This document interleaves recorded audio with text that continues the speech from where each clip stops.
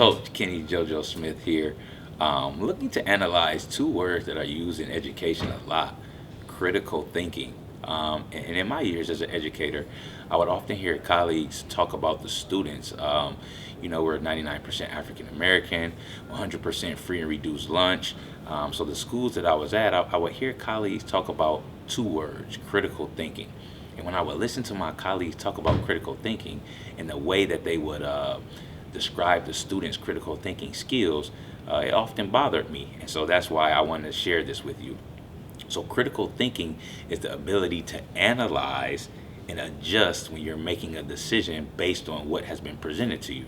So, students have critical thinking skills regardless of the background, because a lot of students' critical thinking skills come from surviving, living. Those are critical thinking skills that they must have to operate every day.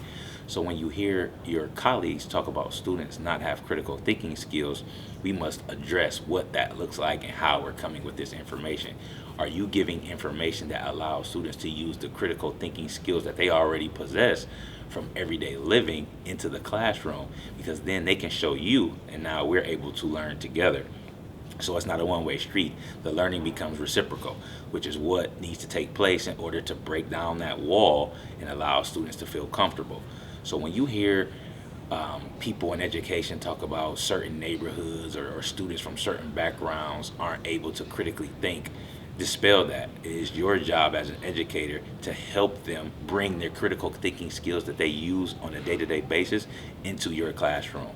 That will transform your classroom. So now you're not walking into it as a teacher with a deficit way of thinking.